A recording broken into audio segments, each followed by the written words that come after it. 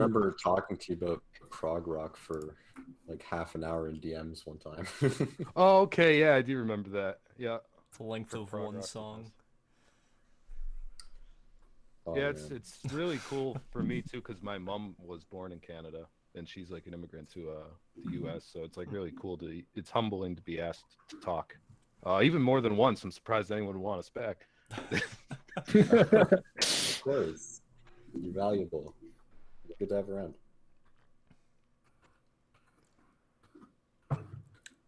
But yeah, I guess I'm still frozen. Let me see if I can fix that. Open microphone, dismiss. Oh, okay. There Just you go, turn it you're on good. and turn it off. Lesson 1. Oh yeah. Yeah. Lesson 1 in technology. Tell me when I Device should plug in. start. I mean, I'll just run through this if you guys want. I don't know how. I don't remember how we Yeah. did it last time. I mean, Probably wait until 7:10 to start. is Oh, usually okay, when we okay, start. cool. All Yeah, right. just a couple more minutes. yeah, we can just vibe out for a little bit and then get started, and then I will vibe out to make my pizza. I just got pizza earlier. That was one of the things I had to do in that 3 hours. I'm like, Oh, of I gotta go course. get food.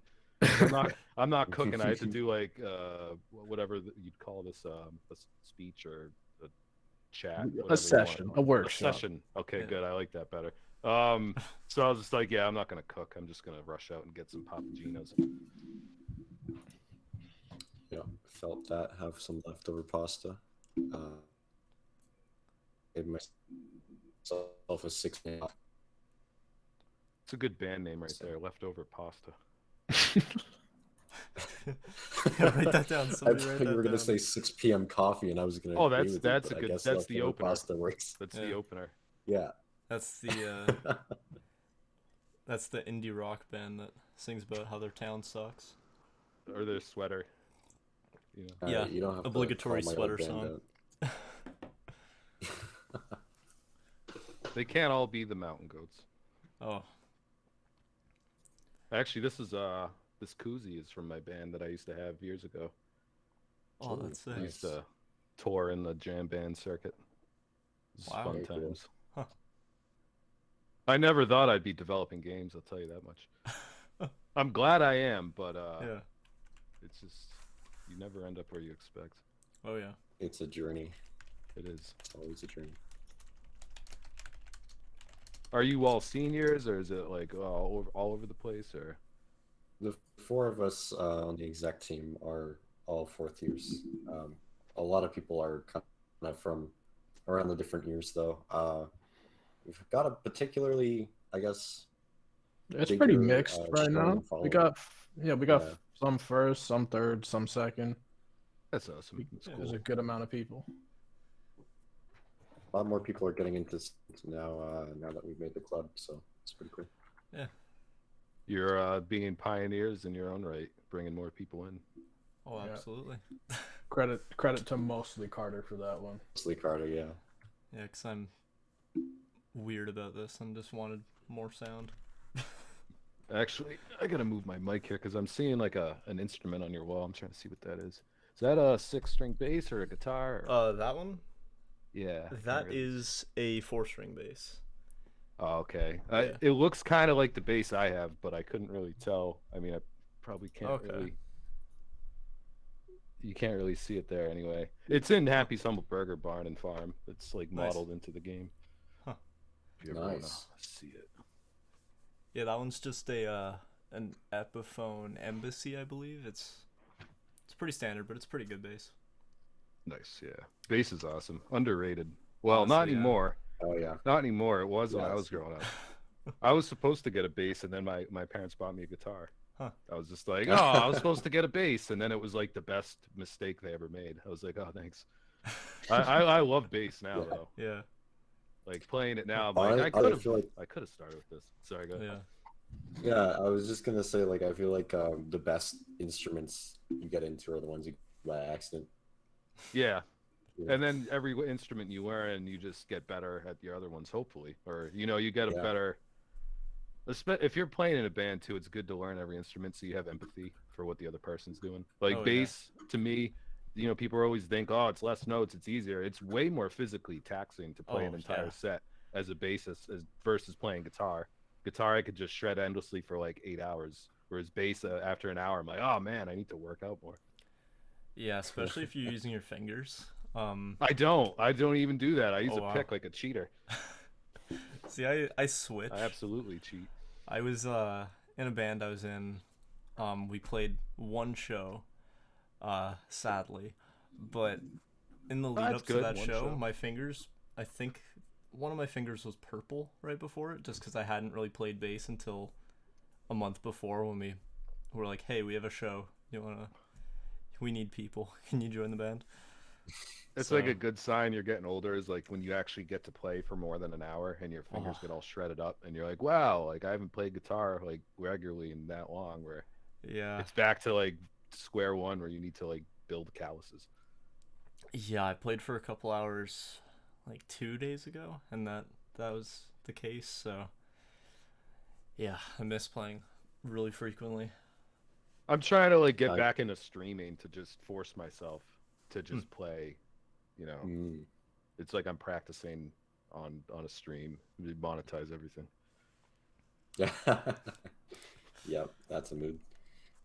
I feel that with vocals, like if I don't sing for a couple of days, then my voice kind of like resets to default morning voice, That's a and lot harder then to get back into. Singing you need yeah. to keep the voice well trained. Whereas guitar, if you like I do this a lot. I take like 8 months off guitar, and then I'll pick it up again. And I mean, I remember how to play, but I like relearn how I play, so it changes my Yeah. style. You kind of like put new synapses fire off. It's interesting. Mhm. It was in Yeah, my high vocals are school just jazz. like, yeah, I frequently switch between, maybe go a week without singing or something and completely ruining my voice in one night. Yeah, sounds about right. That's how I drink. Excess Cheers and to that one. moderation. Yeah. All right, I think we can get started here. It's just about 7:10. If there's any late stragglers, that's all right. They can get caught up. But yeah, for those of you who don't know, we're joined by Jon Reilly. He is a man of many musical talents. And I'm totally doing him justice with this amazing intro, but he's been on Scythe games for I'm not sure how many years, but I believe a while now. You are a co-founder, if I stand corrected, Yes. and he's gonna be talking about his journey on making music as a indie developer and what that's been like. So, Jon, take it away. The floor is all yours, sir. Much appreciated. He did fine. I don't deserve some big intro anyway. That's why on my title screen it says music and sound in video games, thoughts from a moderately successful indie developer slash composer. Um, I am 1/3 of Scythe dev team. We're just three dudes that we started as a record label. We were releasing synthwave compilations that had a story, a concept album, and then we eventually pivoted to video games just because there's just more to it. There's more we could do. Our universe is too big to capture in just concept albums. And then we've been making games since 2018, I believe. We released Northbury Grove, which was a slasher horror game. Um, we released it on itch.io for free, and then it kind of went viral because Jacksepticeye played it, and that kind of gave us the motivation to keep playing while the rest of the games didn't really cause too much of a stir until we made Happy's Humble Burger Barn, which was the second game that really got a foothold. And yeah, let me see what I have written here. We just released Happy's Humble Burger Farm. I should mention that. We At the start of the whole COVID pandemic, we ended up getting three back-to-back publishing deals. One was with DreadX Collection, who's the Dread Central video game department.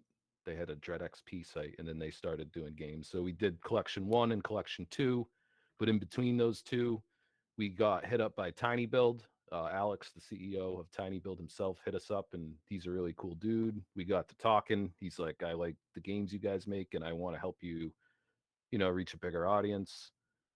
And that was, I think we started Burger Farm August 1st, 2020, I believe, and then we released on December 3rd, 2021. It's out on PlayStation, Xbox, PC, itch, Steam, of course, Epic Games, GOG, and pretty soon it's going on Switch, Nintendo Switch, which is a dream come true for me.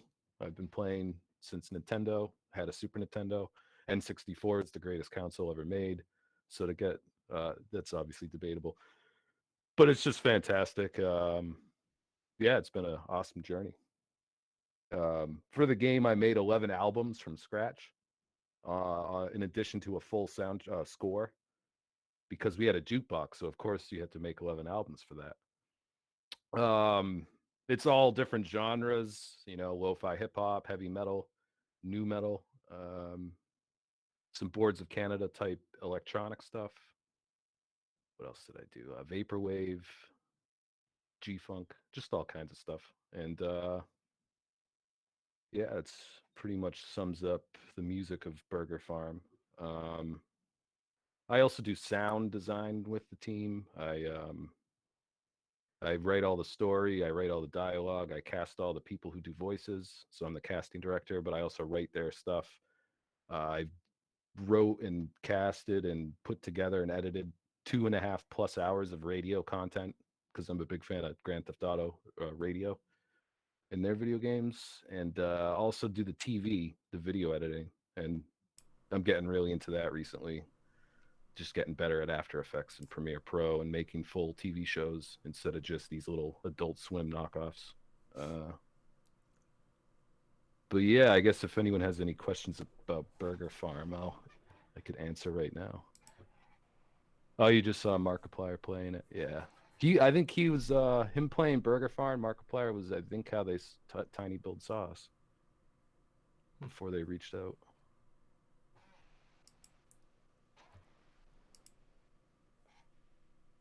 Just real quick, how did you stay inspired to make that much music for one game? Because that's a ridiculous amount of music.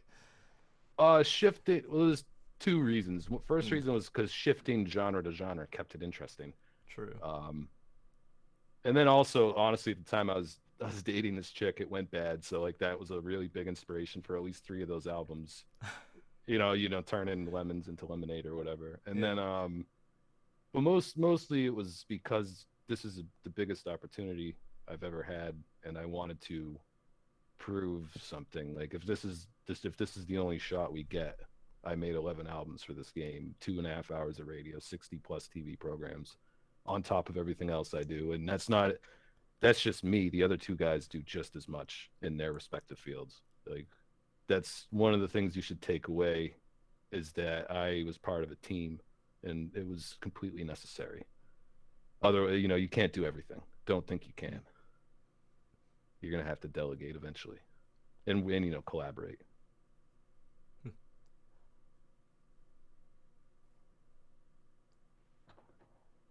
Yeah, landing gear.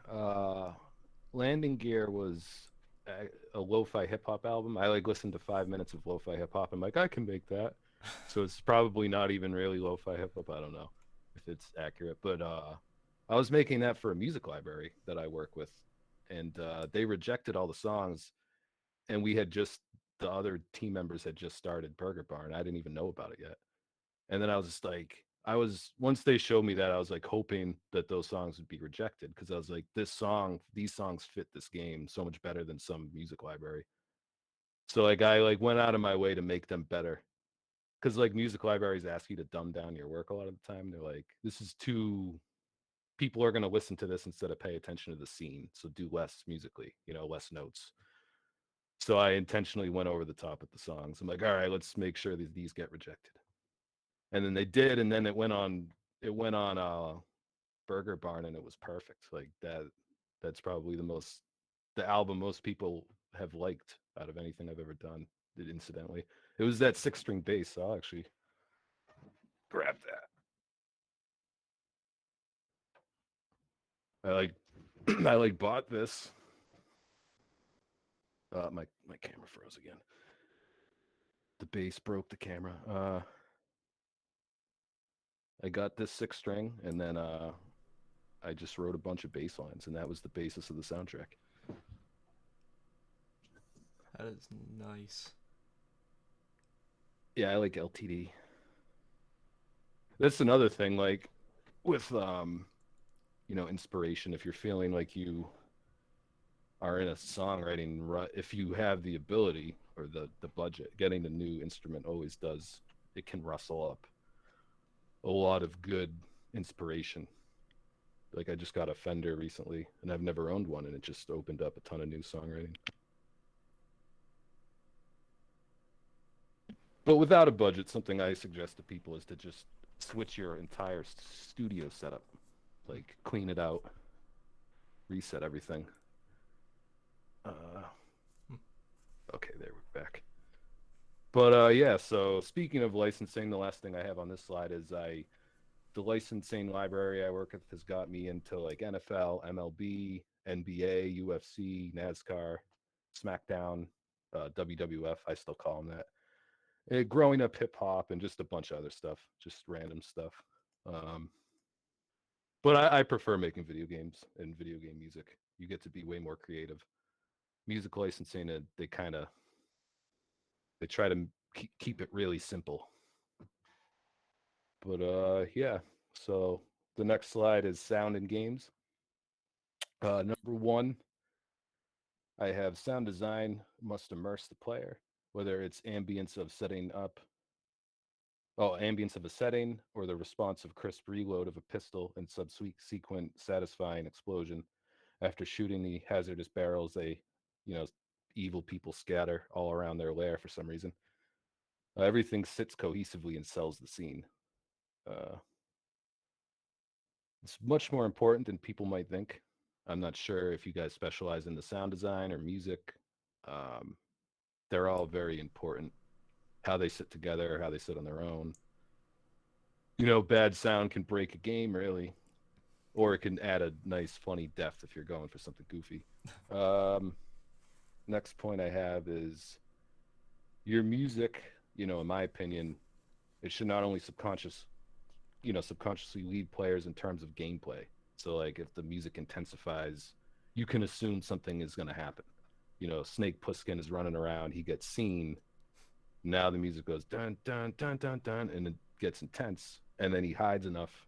The guards are looking around. It gets kind of more like spy music, and then it settles completely, and you're safe. So like players might not even be thinking about how the music affects their emotional state, but it's very important that you really hone in on that psychological aspect. If your game is very story driven, has a really strong narrative, it's even more important because, in my opinion, you need to lead the emotions of the people. And then something to remember, aside from emotional resonance and how it ties to gameplay, music is a massive factor in how a game is perceived.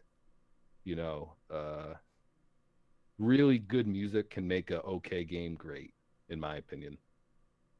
You go back and play games from Super Nintendo or Nintendo 64, and what they were able to compose and the limitations of those, software, sound chips, or what have you, is just incredible. Like go play Donkey Kong Country 2, and tell me that game doesn't hit a level of atmosphere that is insane for such like old tech. And it ties into everything though. There's like really good graphics, good sound design, really good responsive gameplay, but the music really adds another layer to it. So something that happens on my team is we get a lot of compliments on the music. Like a lot of people say it's good, and it's like really, as a musician who's been completely ignored for decades, it was really nice to finally have a crowd that actually cares about music, I guess you could say. So sometimes my dev team will make fun of me. They'll be like, "Oh, we make the whole game, and everyone just talks about the music." But it's an important note. Like, jokes aside, like one of the first things players are going to hone in on is the music. So you have a very important job if you're doing music. You need to make it memorable, in my opinion. There's a lot of competition out there, and we're spoiled with tech. We should be trying to make the most unique stuff ever made because we're spoiled rotten with how far technology has come. Uh, like, let's see. And then the last thing I have here is voice acting is an oftentimes underrated skill set. To get into character is a huge hurdle, and having a proper setup, room acoustics, quality mic, all that is another aspect. It's money, it's knowledge of how to use the software and hardware correctly. Bad voice acting can take you right out of a game. Demonic death rattle can either be haunting or laughably low quality. I love Resident Evil, but you go in that basement and you're like, what were they thinking? It's just like kind of like just someone smashing random notes. It works, but like it usually doesn't work. So don't underestimate the importance of casting good vocal talent, or the importance of normalizing all your audio levels, because there's a lot that goes into a game. I guess before I move on, if anyone has any questions or comments, it's totally open. No? Okay. Next I have soundtrack functionality. So you can have your music adapt to your surroundings. Something like Banjo-Kazooie are these big open, like basically amusement parks. If you walk into different areas, the instrumentation, the tempo, things will change. It's the same, motif, same melody, but different vibes and atmospheres. And it really sells the game as bigger. Like I feel like every map in Banjo-Kazooie feels like its own little game. So you feel like you've played 9 games by the end of that game.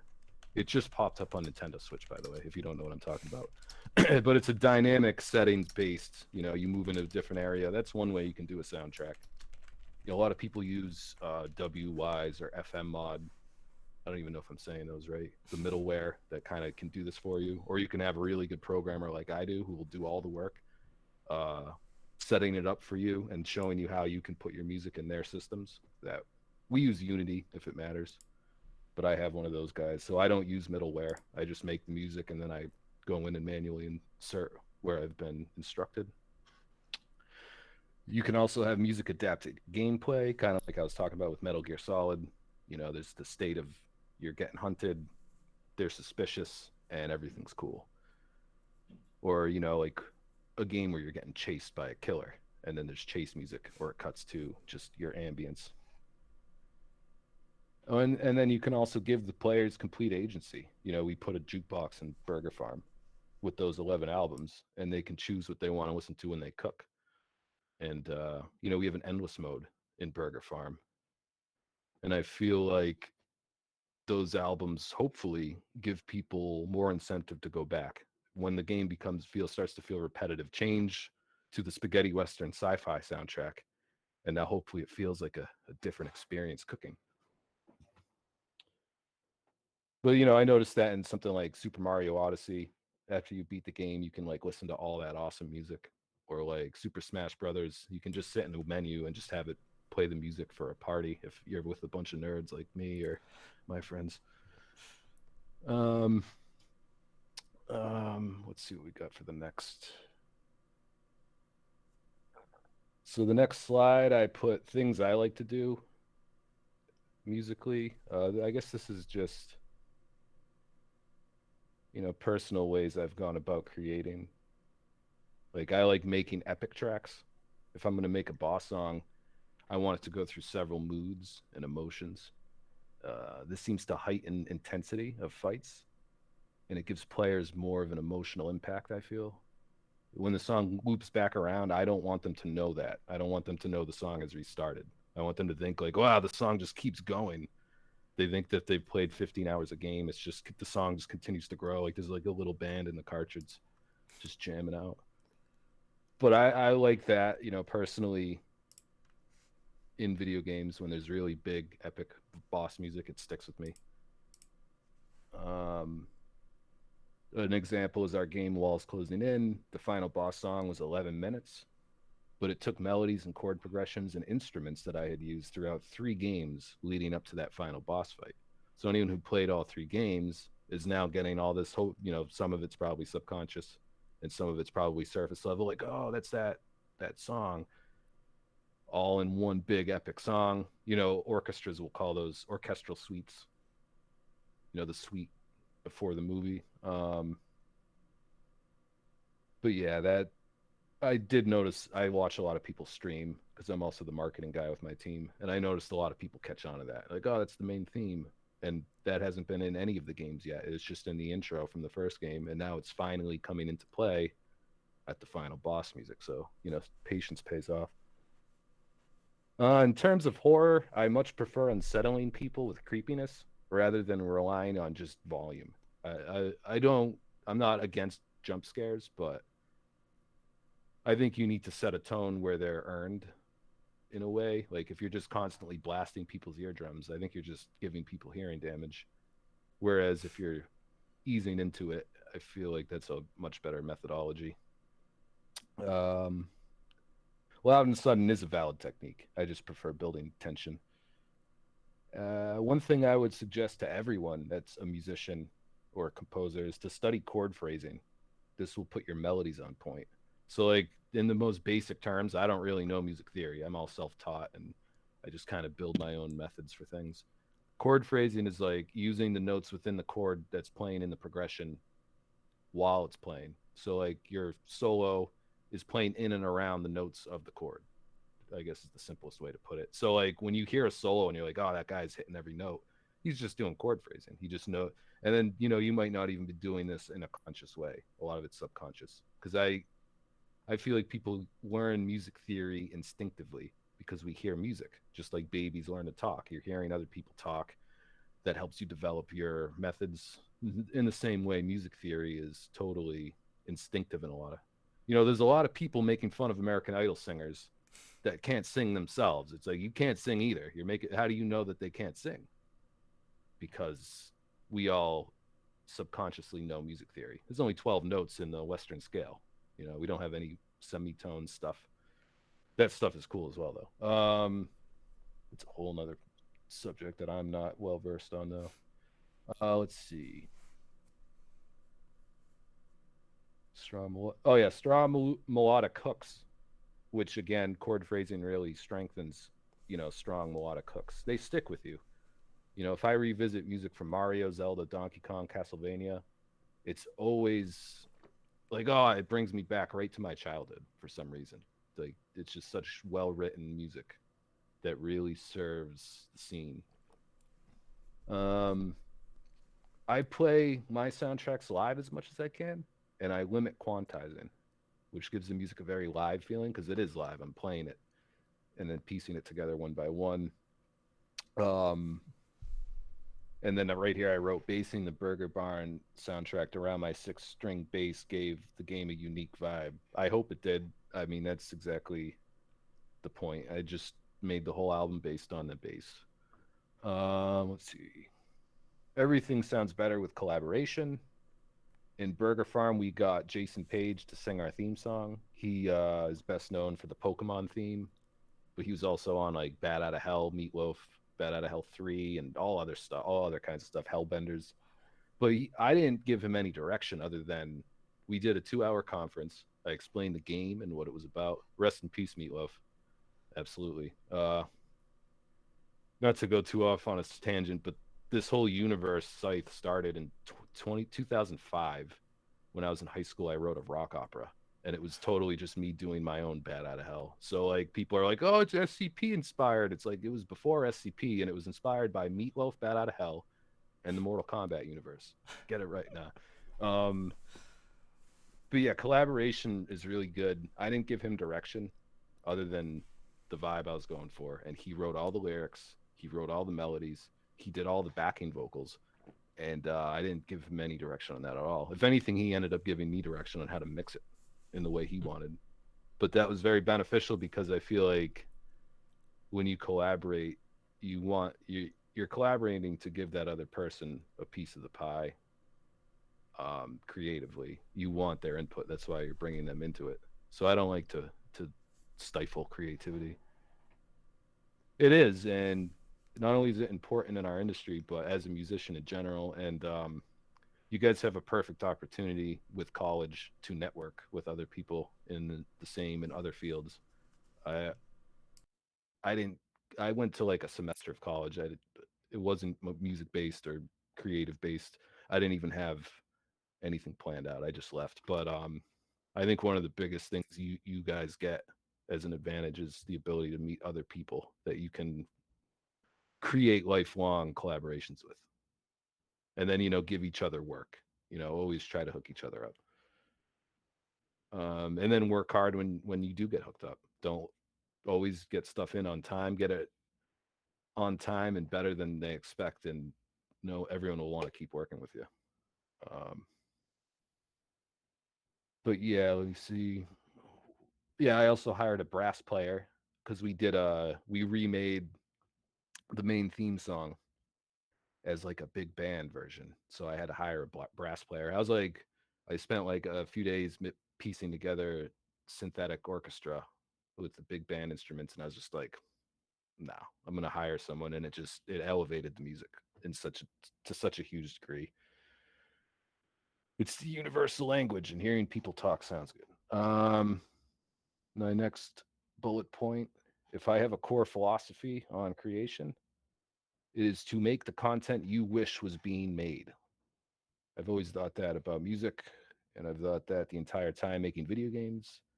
I make the content I wish other people were making, and I always focus on escapism. I don't want to put messages. I want everyone to be able to play it. I want people to escape whatever they're going on in life and just go into some cool universe with a lot of cool stuff. Make them laugh, make them get emotional, get them angry, get them all over the place. Games should be a journey, a little escapist journey, or a big one. And then the last thing I just threw in right before I started is to listen to positive affirmations when you sleep. I do believe in manifestation, so you should feed your subconscious a healthy diet. I guess is the best way that I could put it. And I just ripped through my slides, so if anyone has any questions, it's only a half hour in.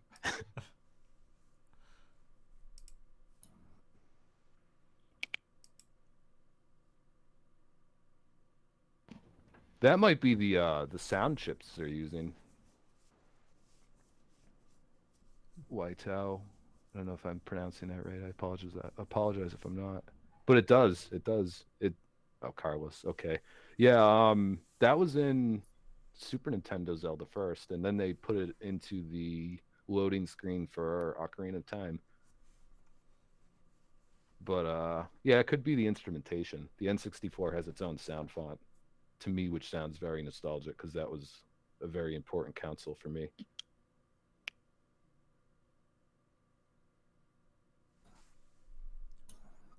I have Any other? I have a question.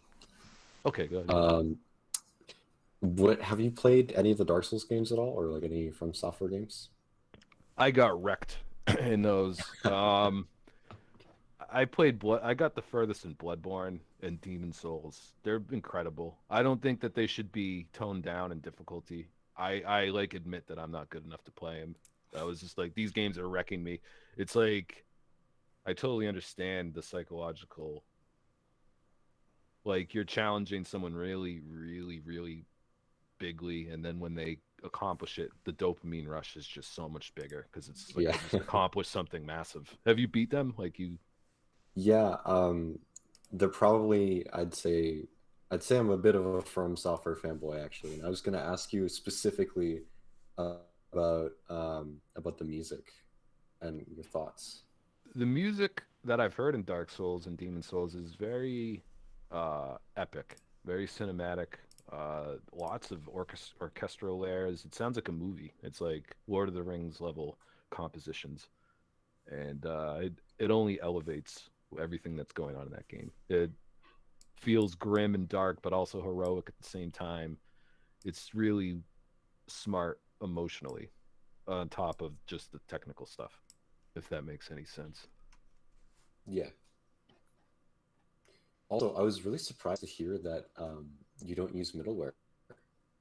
Um, I I'm know, like, spoiled with a good programmer. He can do all that stuff. He yeah, won't let me. I'm like, it's gonna take away hours of your work. Like, just let me use middleware." He's like, "No."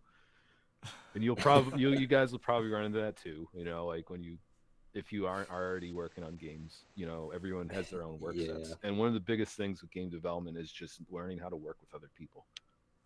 Oh yeah, Like definitely. truly, it's the collaboration is harder than the instruments, in my opinion, in a good way. I mean, I Oh yeah, yeah, that's definitely true. Soft skills are infinitely more important. I know, like my workflow, I guess from running this club with Carter, has kind of changed to try and accommodate him as much as possible. Yeah, my So like insane I'm the needs programmer. and requirements. I'm one of the programmers, but I every little thing I do, I'm like, okay, how's Carter gonna use this thing? And then I try and make it as easy as possible for him, because like at the end of the day, it doesn't really matter if I make a cool system, like I just need to make it work with somebody else. That's my philosophy anyway. yeah, it's a good philosophy to have. That's why another thing to do is, like, as a musician, if you guys are doing music, you should learn a little bit of code. Like, you don't have to learn the code all outright, but just read some of the code that your programmer's writing and try to wrap your head around the job they're doing, and then you can help them in different ways and be ready to argue. I mean, it's like a band. Like, you're gonna be like, it's like your brothers, or brothers and sisters. It's like your siblings. Um, that to me, that shows that you're all passionate about what you're doing. So like, if everyone's feels strongly enough about the project to yell at each other and then are cool the next minute, like, you're probably making something badass. And compromise, because once you meet in the middle, that's where the new ideas come in a lot of the time. But yeah, make it easy for whoever you're working with, whether you're getting songs licensed in a library, or you're doing sound design, or writing a script for someone to do the words to. I'm not sure what you guys specialize in this course, but A lot of it, for our program in particular, it's kind of all over the place. But the reason why we made this club was because they don't really focus on sound at all. So We had, Carter, yeah, there's a single I pushed class. Carter to do it. Yeah. Yeah, so I don't know, I was an artist, and then I was like, you know what?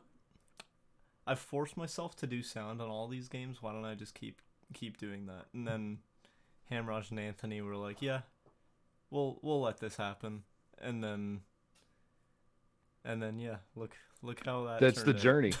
That's the journey you followed, kind of. Like, I thought I was Yeah, going to be exactly. touring in bands. I didn't Yeah. think I'd like be making video game soundtracks, but Huh. life just kind of leads you where you should be going. I mean, sound design's a huge. I mean, you did a good thing starting this. A lot of people underestimate how important it is. Oh yeah, Oh yeah. absolutely. A lot of the immersion is right down to the sound. And again, a lot of the memorability. A really good song will make a game stick in people's minds next to almost everything. Like, I'd put that a good soundtrack in a video game is as important as almost anything, up to gameplay. Like, without a Yeah, doubt. I honestly think they're very interlinked, Like the entire feel of the game can change if you're listening to lo-fi or like heavy metal, right? So it's important to have the those two things sync up. As a '90s kid, just playing Super Smash Brothers. Yeah, Halo has amazing music too. I haven't really, I've never owned an Xbox system. I just play that peripherally. But Halo, every time I've played, it has a really cool choir. Oh, it has like a nice, they sound like space without getting too into like theremins or synths. Really, I don't know. I'm probably wrong. I No, haven't played enough. you've hit it. Like, yeah, the main thing that they were going with there was there's always three words. It's like ancient, mysterious, and something. Ethereal. Um, maybe, yeah, but like they were definitely going for, I don't know, a mix of that sort of thing. But yeah, definitely the space part.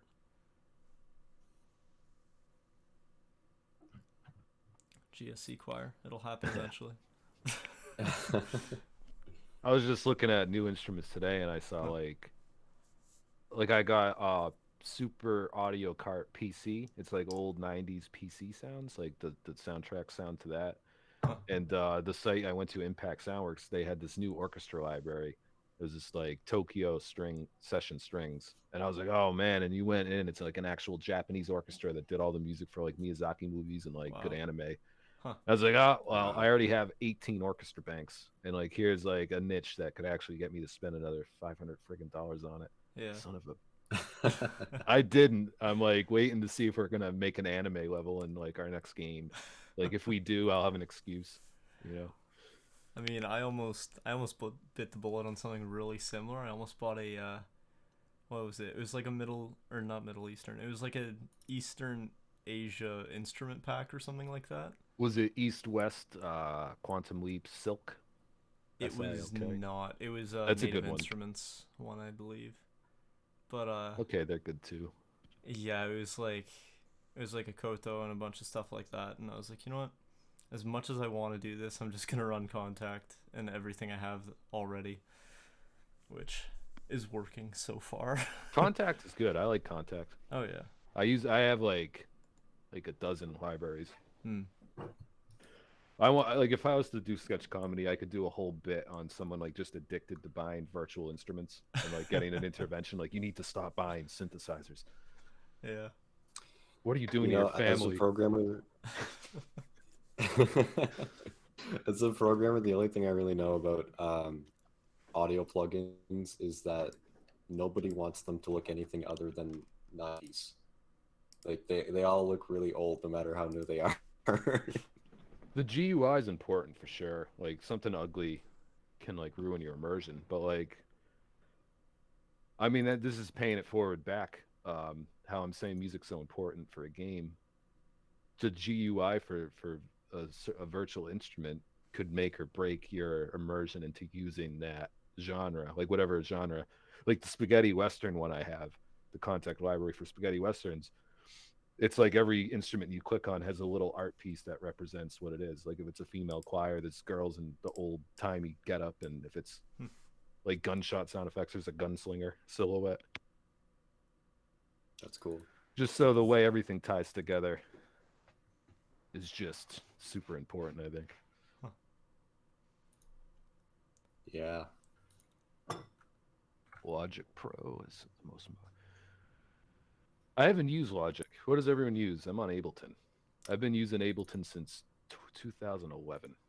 Huh. Started with a hack, I'll admit it, but you know I buy everything now. You know you support software developers, and once you have the means to, you know, everything runs better because a lot Oh of yeah. hacks. I'm sure a lot of people started on stuff like that. The developers are putting that out there themselves, but they put soft locks on it. So once you get used to their software, it stops Mm. working, and then you're like, all right, I'm used to your product. It's like a demo essentially. Yeah. FL Yeah. Studio, okay, nice. Yeah. I've used that before. Yeah, I'm also on FL Studio. I feel like a lot of people in our program are. I don't know. It's what I use. It's what I was recommended. That's Back your in Game fault, Center. Carter. It is. I had FL Studio for like, I got it when I was in like grade school, so I was Mm. too young to grasp it, and then I never used it again. Hmm. But I that was the first DAW I touched technically. That Huh. or like Windows Audio Recorder or some stuff. But FL Studio now, ever since it went from Fruity Loops, it's so much better. Like the UI, the GUI is much better for one, and Oh yeah. you know that's important alone. But I know a lot of people use it, and Hmm. it's really easy to make like a real quick beat in. Oh, absolutely. I find that it's like kind of overlooked as well. Like, but as soon as I found out, oh, Mick Gordon uses this, okay, it's fine. And then I just went for it. Fish, that's Fish, right? Or the guy from Doom. Doom guy. Okay, Yeah. because there's a member of Fish that's Mick Gordon too, if I'm not mistaken. Huh. That's where my worlds collide. I'm thinking of jam Yeah. bands I don't even listen to, and Doom, which is like the best. Doom's awesome. Oh yeah. Let's see if anyone else has any other questions. I probably rambled. I probably like ripped through that material a little too fast. Oh no, it's all good. I mean, if nobody has questions, I have a ton. So Oh yeah, keep please, glam on. please feel free to interrupt me, anybody, if you have anything. Um, I'll But interrupt you by saying that don't worry about rambling. Carter has about like what 60 hours recorded worth of rambling on the GSC YouTube channel. So yeah, if you take a Nice. shot every time I say Doom or Halo in those, you'll probably Oh, okay. die. It's yeah, I go on a million tangents. Hey, nothing wrong with that. Oh yeah, That's why you went to sound like me. exactly. Yeah. You like talking.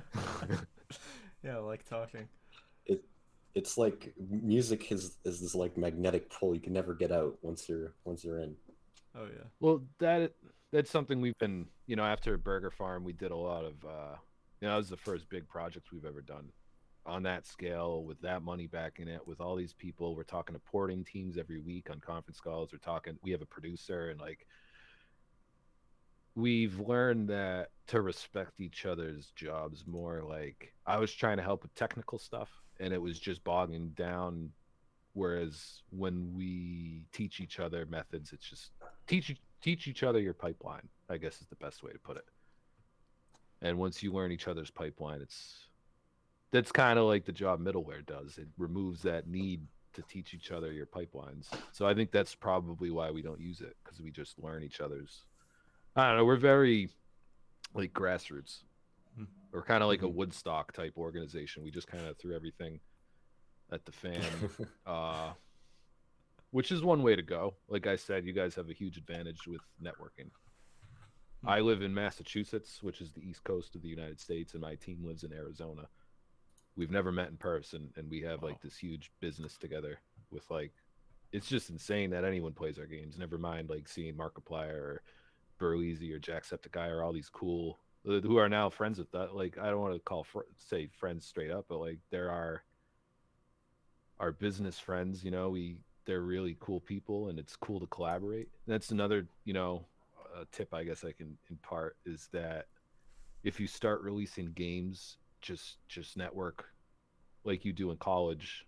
If some streamer plays your game, leave a comment, actually watch the video, take notes on what they like, what they don't, and then leave a sincere comment thanking them, which is what I did. And this turned into something where all these people were so appreciative that the devs left a comment. I was like, I'm just sitting in my room smoking a bowl, appreciative that you played my game, and leaving a comment like, oh cool, like I really appreciate that you played it. And they think it's some big thing. It's like, it's a big thing you played the game for us. So yeah, I guess be nice to people.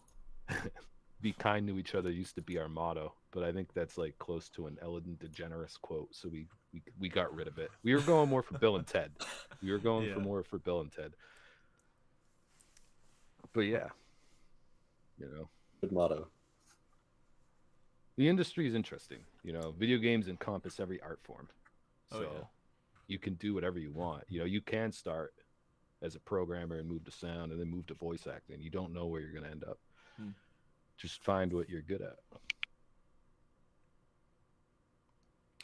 Yeah, it's definitely one of the most fun parts about it.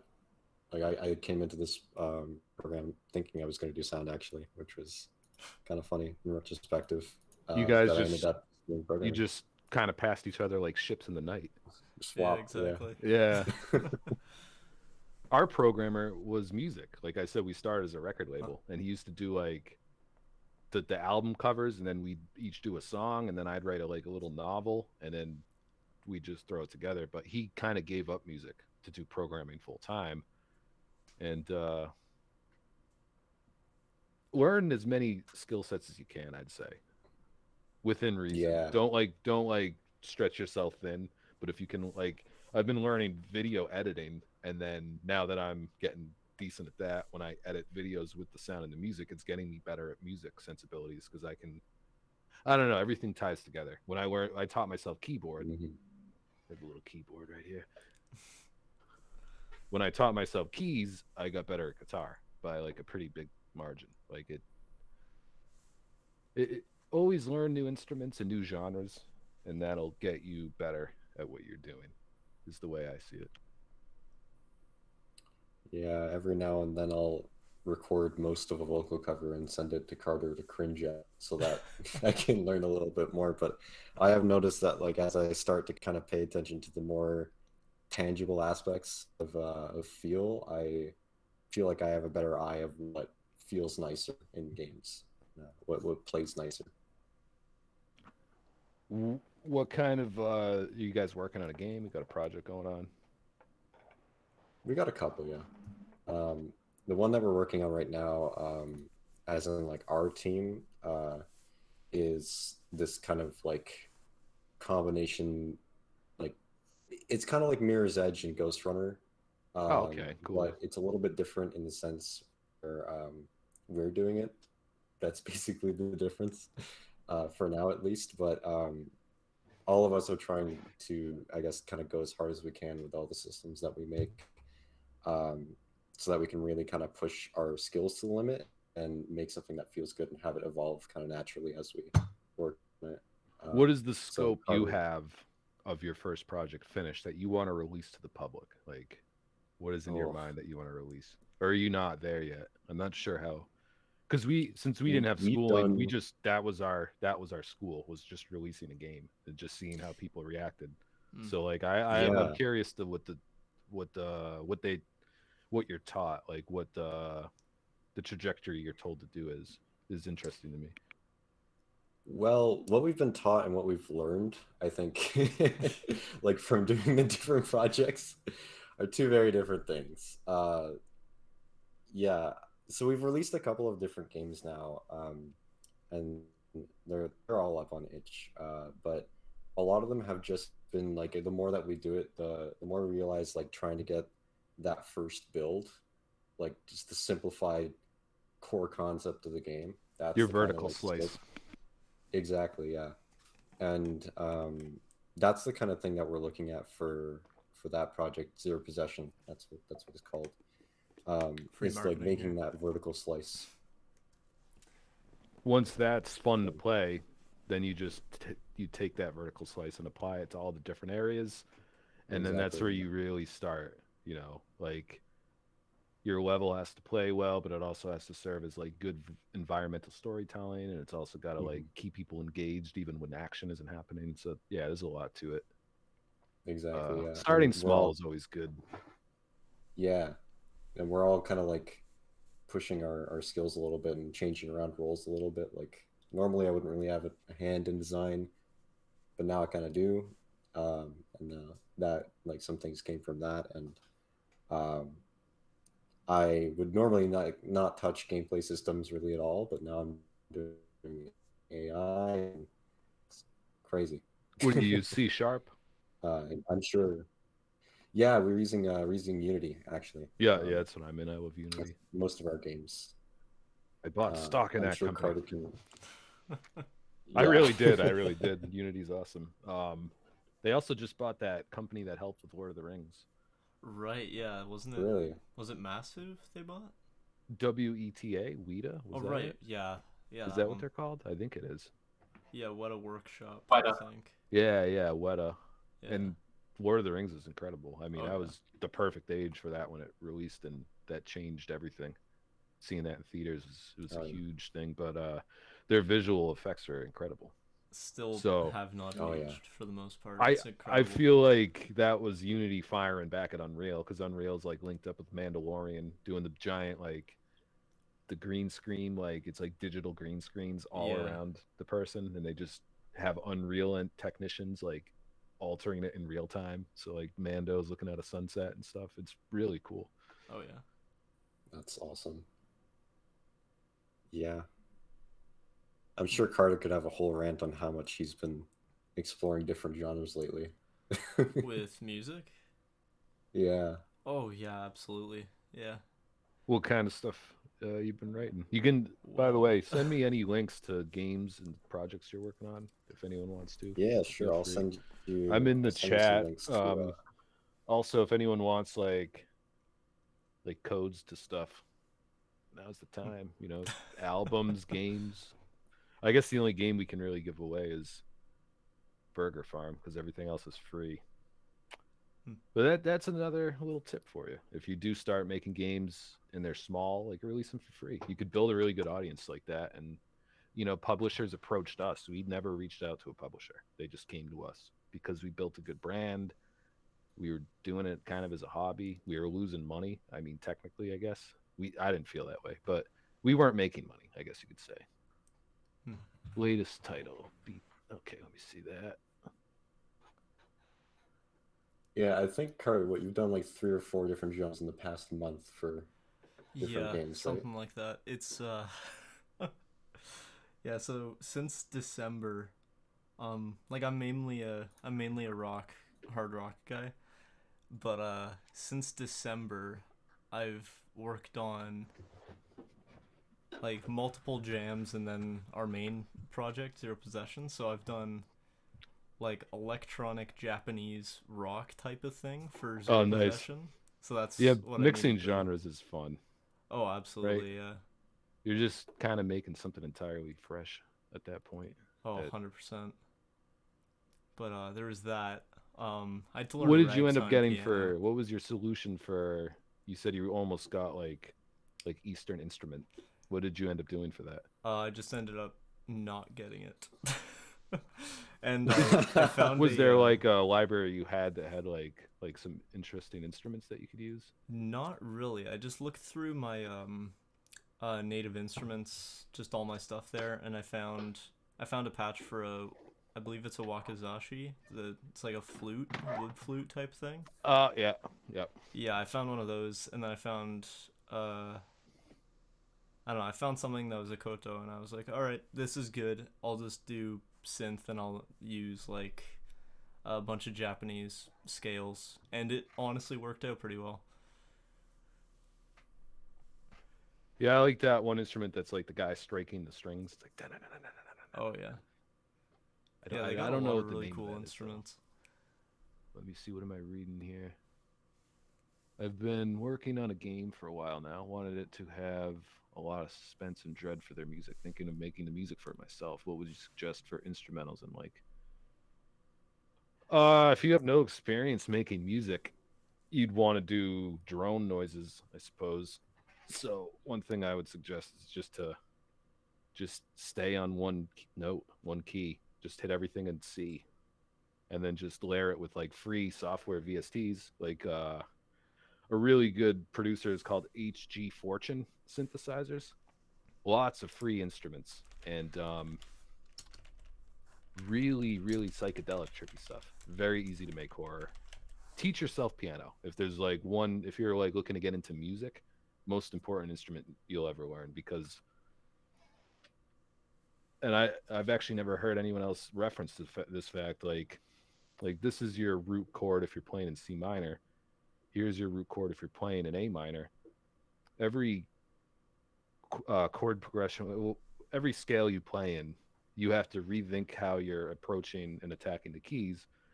So you begin to have like a different appreciation for each key.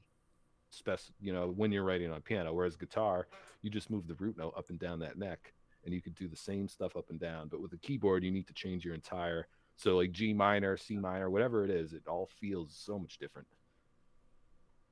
The I chord. Was that some new Apple product? You just think and it plays the chord, and then you get sucked into a metaverse. Piano, dazed and confused. I bought a bow to use on guitar strings for the Burger Farm track, and what they don't tell you is you need resin. Not Yeah, the kind you scrape, but the kind you need to yeah. wipe on the bow, and it's just like I just didn't use it. Like I have a baritone guitar, and I Oh, there's that's like one awesome. part in Burger Farm that I used to bow the strings, and that was it because it was just too messy, and I was just like, yeah, it was so hard to bow. So I got, let's see if I have this on hand. I haven't used this in forever. Yeah, I do have it. Got an e-bow. Huh. So like you put the string in between the little crevasse, and a magnetic pulse acts like a bow. It like bows the string through Oh, Huh. that is yeah, so cool. magnetic field. It's not the same. If you get good at bowing a guitar, that's like a skill in itself. Yeah, it's So honestly all pretty the tough. props. It is very tough. I Yeah. couldn't do it. I wonder if it'd be any easier on like gut strings or something like that. I mean, I guess I can. This is the the new Fender. That is very nice. Very nice. And then these straps are very nice. They're like $30 on Amazon or something like that. Sorry, I had to use them. It's just so convenient. They really sit well. It looks good too. Yes, they look really cool. You know, Yeah. this one, like this one's like fake snake. Snake. Just keep going back to Metal Gear Solid. Snake. Snake. Dun, dun, dun, dun, dun. That's a baritone, so everything's tuned down to like low B, I think. That is It's so like in cool. between a bass and a guitar. That looks clean. That looks really It's clean. for like your surf rock or like your spaghetti western soundtracks. Yeah. I've been Just thinking add some of distortion getting, to the surf rock and it comes gent. So there you Yes, go. that is true. You just do that. Dun, dun, dun, dun, dun, dun, dun, dun. This is the old LTD. Very nice. This is like the oldest guitar I have here. And then obviously the 6-string. Got that Taylor acoustic recently, just because I've never had a nice acoustic. We've just always had the Walmart $100 guitar special. Yeah, And, Taylors are so nice. Ibanez was the first really nice guitar I had. I had an RG 342 back in the day, but I think I traded that for a saxophone. And then I found out that you cannot practice saxophone without pissing off everyone in the house in the neighborhood. And I was just like, all right, I can't. Yeah. I can't learn this Yeah. instrument. It's just too tough. Like drums, at least, I don't know. Drums are just as loud and abrasive, but saxophones, when you a bad saxophone player is so much worse than a bad drummer. You're just like, ugh, stop. And like electric kits, you can't really do that with a sax either. Like if you're playing sax, it's gonna be loud no matter what. Yes, saxophone is like I've ear-bleedingly loud. Yeah. I've just come to the realization that my neighbors probably hate me for singing all the time. Like, there's just nothing I could do about it. Voice acting is the weirdest thing because, like, Oh yeah. I do a lot of the voice acting for the games. Like, I did we had a game we discontinued where you're like a cult leader, and I was the cult leader. And like there was like all these like speakers around the cult compound, and it's just like propaganda just blaring, like this guy just yelling at these people like blah blah blah, kind of like the media now. But I just to record it felt so strange because like I was just like in my room like just screaming like a cult leader. I'm like, I'm gonna like have people call the cops on me.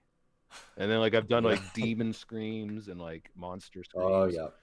Or just like gurgling like Monster Energy drink at a microphone. It's just you just throw it through Krotos Dehumanizer, and it's just like it just sounds like a death metal singer. It's pretty fun. Oh, But yeah, monster sounds are with so much Burger fun to Farm, do. we worked with some really cool people. Like we got Duke Nukem to be a fish. Ooh. He's like, That's "Hail to the awesome. fish, baby!" And like it's actually him. And like this lady, Wow. this really good voice actress, Lonnie. She was like. She did the zombies in Last of Us, and it's really fun to work with voice acting too. You know, not designing sounds around people's voices is interesting.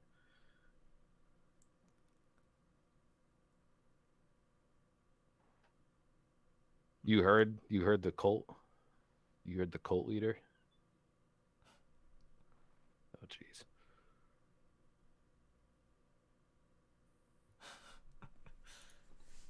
Sorry, I'm trying to read this. You probably see me moving around. I have like a mic stand right here where the chat is. I have to like, Yeah. so I'm like Oh, yeah. reading around it. The chat. Still good.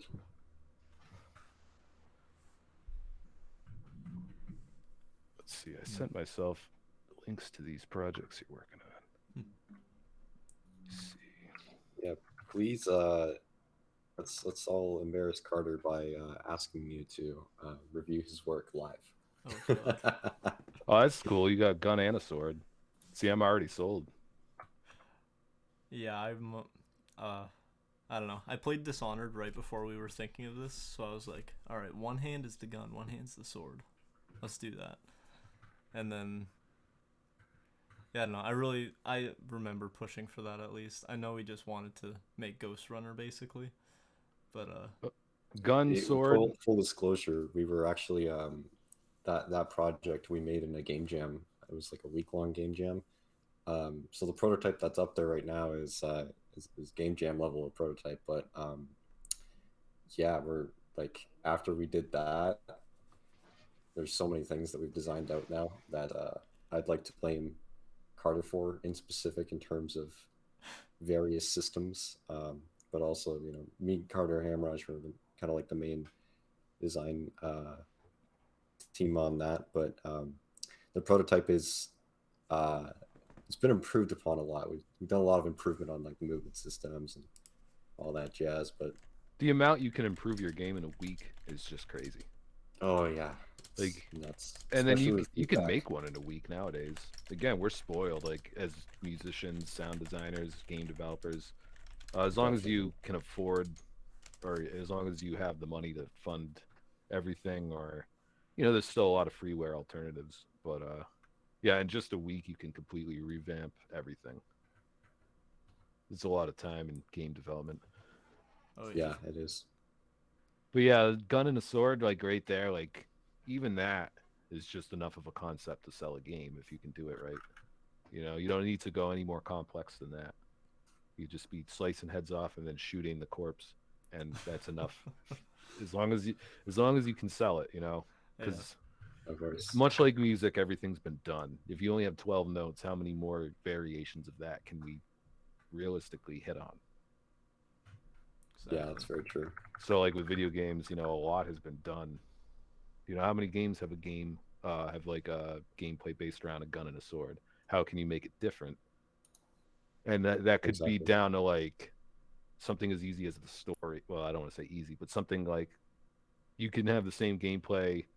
Like Mario was running right and jumping on shit, and then Donkey Kong Country was monkeys running on right and jumping on things. To like really Yeah. break it down, I'm doing disservice to all the gameplay elements, but One of the main things for us was the gun is kind of like a cookie, I guess. Like there's only certain enemies that will drop a gun, and each gun only has one bullet. So the idea being that like you kind of use it's also a projectile based thing. So you're wall running around and jumping around stuff like that, and then you get the gun. You have to kind of think about how you're going to use it, and then you also have your sword.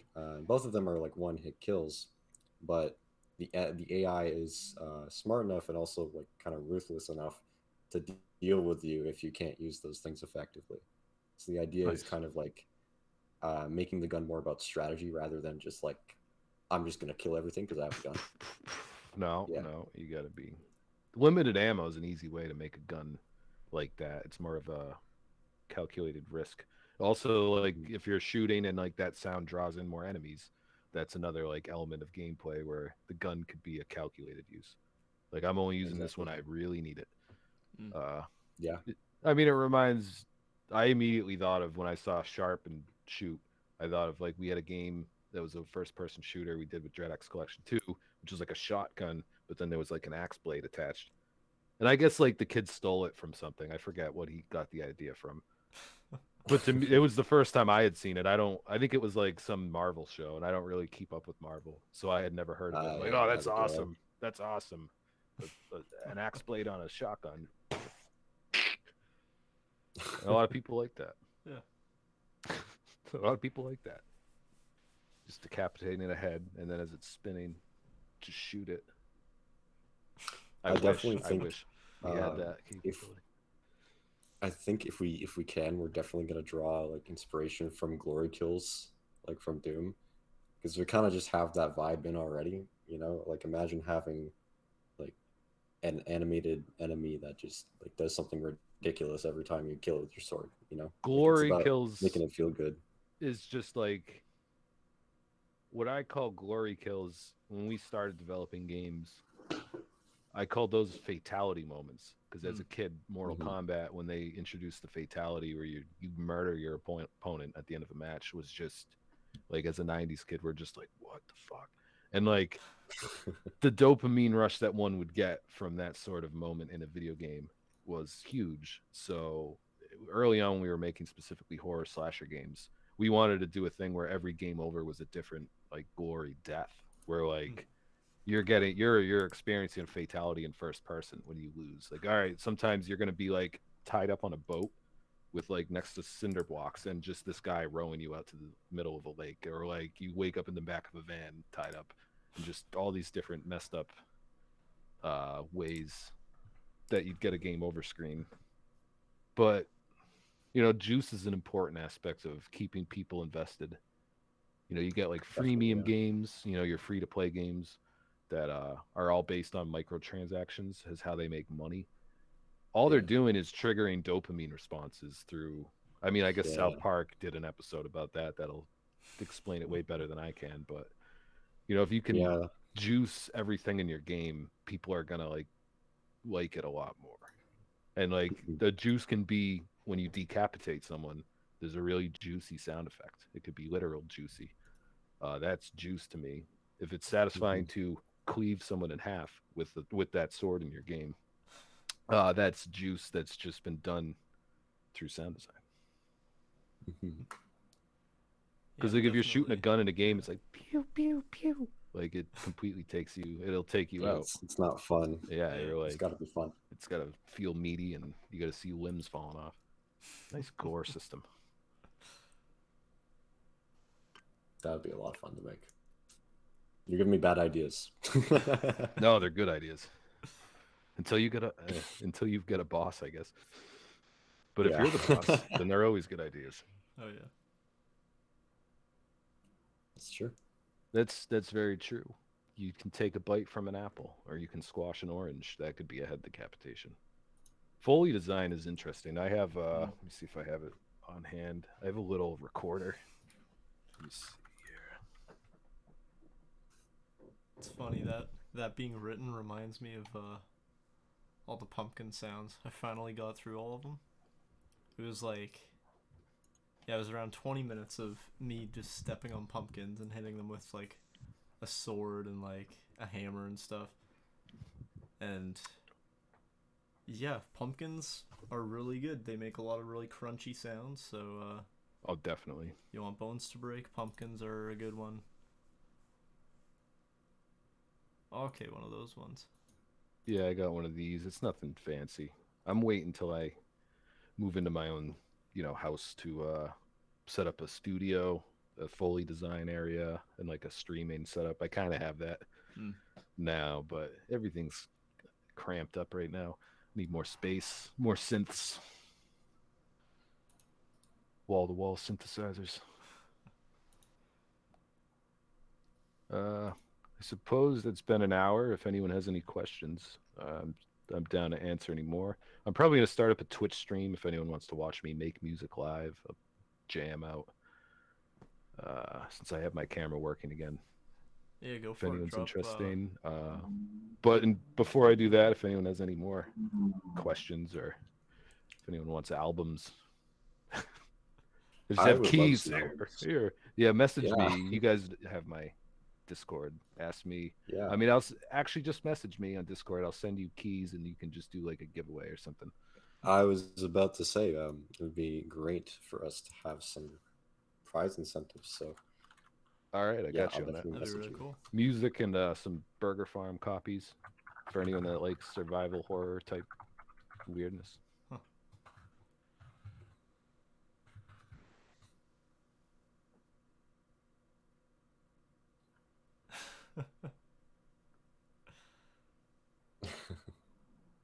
Daniel loves his free games. We have Oh, a yeah. chat, our channel in almost I think every single Discord that I'm in with Daniel, and every time there's a free giveaway or something like a free link, he just posts it in that channel. So I got like 8 notifications of like, oh, here's a free game, and I see that 8 times. I think we Guys, every spent server. like $3,000 on just giving away games in our Discord.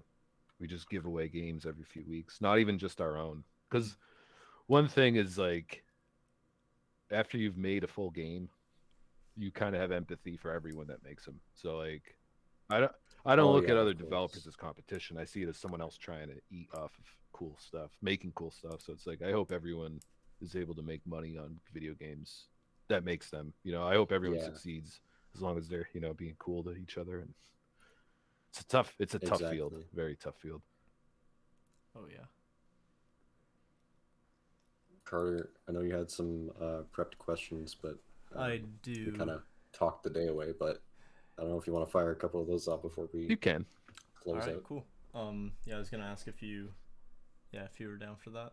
If anyone else has stuff in chat, just please post them. But in the meantime, I guess I'll just um ask any good business advice for getting into indie, like, because I know you guys said that you guys just kind of woke up one day and they were playing your game, but how would you, like, if you were to do it again, how would you do it?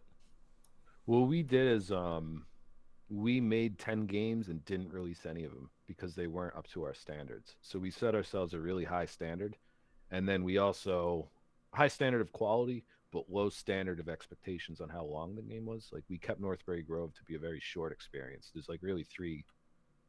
You go to the parking lot, click the gate, you run away from the slasher in the factory, and then you find the keys to get the car at the end. It's like 3 acts.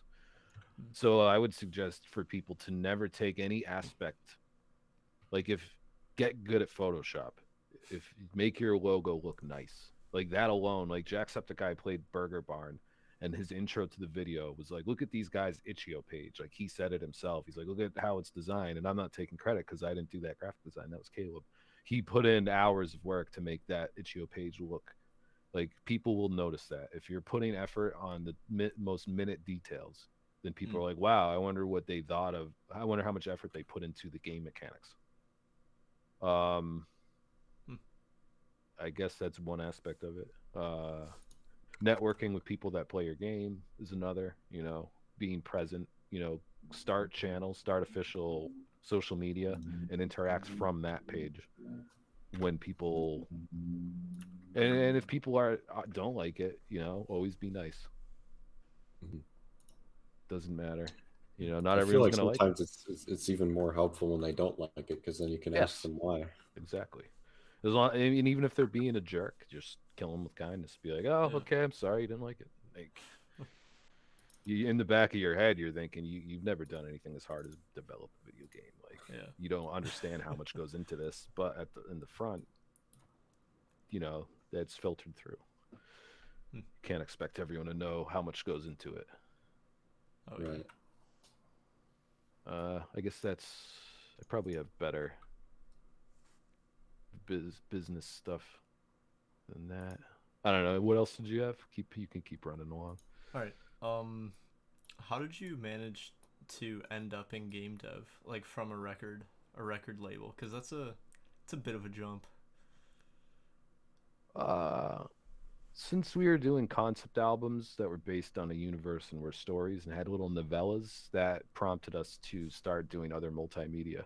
So we did make a video Okay. game for a very early game that was just a side scroller where you're like, I think you were, no, I was gonna say you're shooting, you were fighting. It was like a Streets of Rage. Okay. So then that just eventually, I was like, we should jump to Unity, and then Caleb's like, all right, and he actually did the work and learned it. Huh. But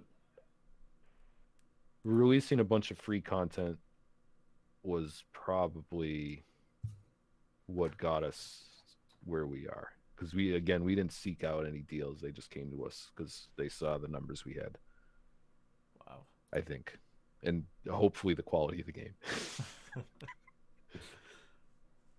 Huh. That's wild though that they came to you for that. That's really cool. Yeah, I mean, to be honest, it was on a night where we had a long discussion that very night about how it's not sustainable. We're like, oh, we can't keep doing this and not making money. And then like, all right, well later it was like a 4 hour depressing call at the end of we had just abandoned a game we were working on. And this is again, we had already released a bunch of games up to that point. And then we got that email and it's just like, oh wow, what great timing. Wow. Yeah. That's crazy. So don't give up. That's Yeah. a takeaway. Keep making stuff, even if it's just to satisfy your own creative urges. Oh yeah, definitely a good takeaway to have. You're all top it off with one more if that's cool, and then we'll Yeah. let you go. So you said that you're doing sound, you're doing music, voice, the business side. How do you manage to balance all of that? Because us, especially as students, have a lot on our plates a lot of the time. So just as someone who is doing a lot, how do you manage to balance everything and keep it all at such a high quality? Well, thank you. I'm glad to hear it. Someone thinks it's high quality. Yeah. I don't think you do. I think you never stop. Hmm. It's probably a bad answer, but I don't think anyone has it all figured out. Like you start realizing that the people that you're working for are in the same position you are, where they're like, "How is this working?" It's just working. Just keep going. I feel like in the end, that's kind of a big mindset a lot of people have. Certainly with governments. Um, yeah, it's just everything's put together by duct tape. Like I'm working now with someone that used to work at Adult Swim, and we were just talking about that today because we're collaborating on some stuff, and he was just like, it was crazy. I got into Adult Swim thinking like they had it all figured out, and then I got there and like they do the same thing I do. They're cutting corners and they're like they're just working. It's just all about the hustle. Just keep hustling, keep working hard, enjoy working hard, and continue to work hard. But also get the rest you need. Don't burn yourself out. And then, if you jump between different mediums, I feel like that keeps your creativity fresh. So I mean, it might seem like you're doing radio and music and sound design, writing the story isn't that hard. I think it makes it easier for me because I never get bored. I'm always shifting to something new when I get sick of doing that thing. If that makes sense. Yeah, that's true. We're spoiled creatively with game development too as a medium. I mean, that comes hand in hand with working very hard to make sure every element is good. Oh yeah. But we can dip our toes into comedy, drama, horror, romance, like really anything you want, creatively in an artistic sense, if you're doing music, sound, or genre wise. You could fit all those things into one video game. Happy's Humble isn't a comedy game, but that radio, I hope it's funny. It was meant to be really funny, stuff. Yeah. Huh. All right, cool. That's yeah, that's definitely the advice I need to hear at this point in the semester. So thank you. Oh, thanks. Yeah, Departing Flight was a direct sequel to Landing Gear.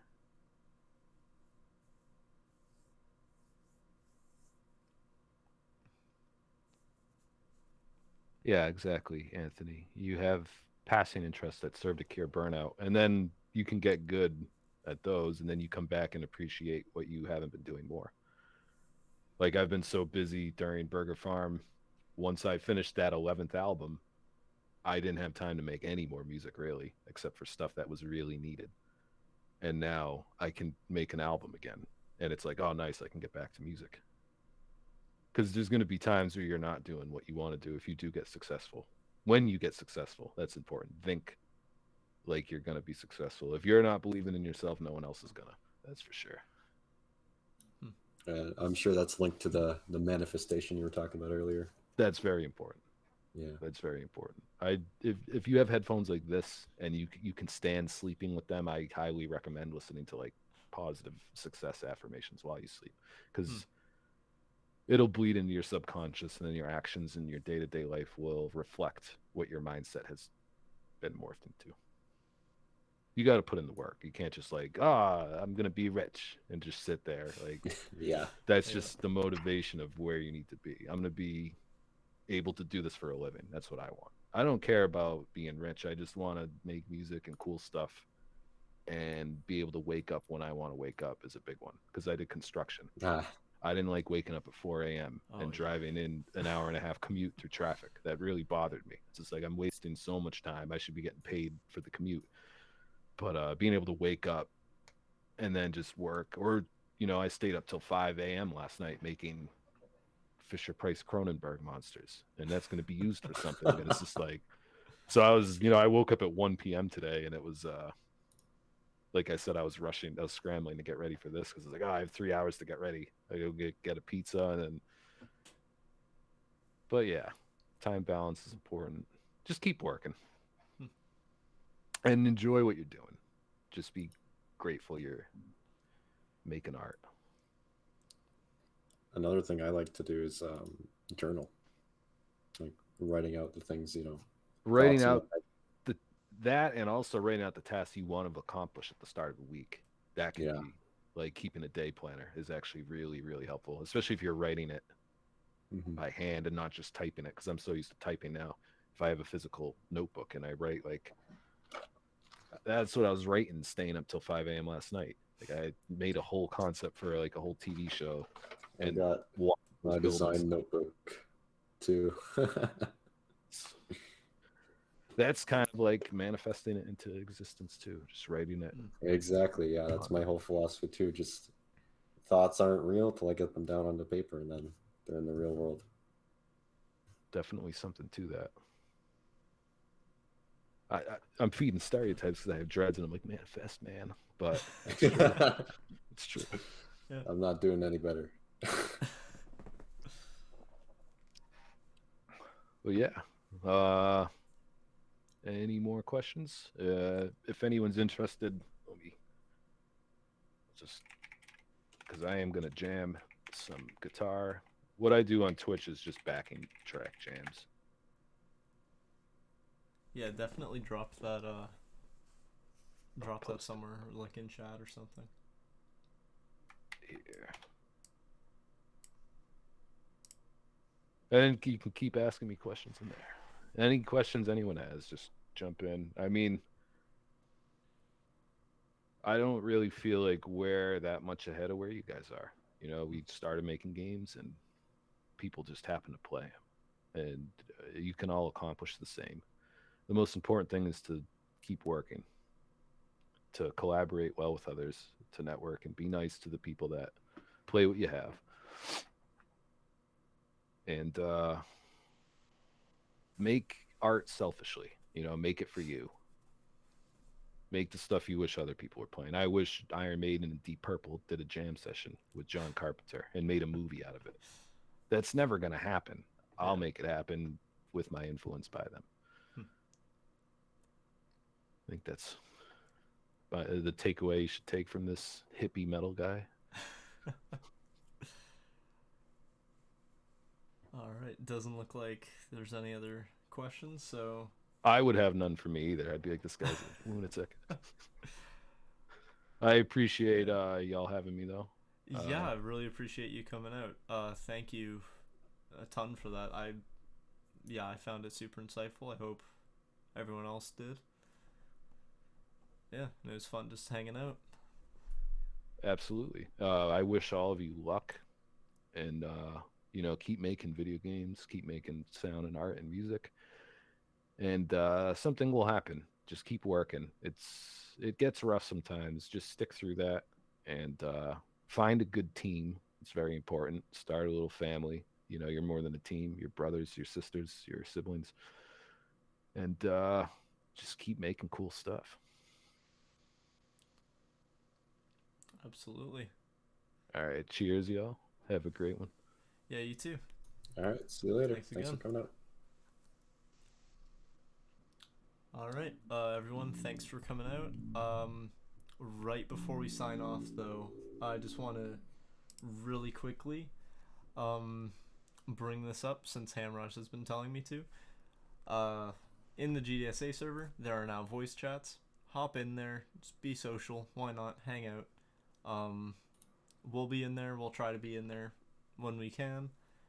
But basically, we're just trying to add a bit more social life to the gamers. So yeah, that was horribly worded, but I think it's good. GPC is also doing similar things where we had a hangout session today, but also just every once in a while we'll hop between that server and GPC. And obviously when we're in the GPC server, I mean, you can talk about anything, but it's going to be a bunch of programming nerds. So, but yeah. All right. Yeah, I think I'm gonna call it there. I'll yeah, I'll be in John's stream. I might be in the voice chat as well. I'm gonna drink about a gallon of water. Yeah, thanks for coming out, everyone. Really appreciate it. Hope you learned something. And yeah.